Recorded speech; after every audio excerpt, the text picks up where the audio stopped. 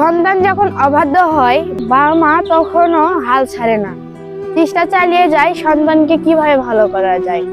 আর সেই সন্তান হয়ে আমরা কিভাবে বাবা মার কথার অবাধ্য হই।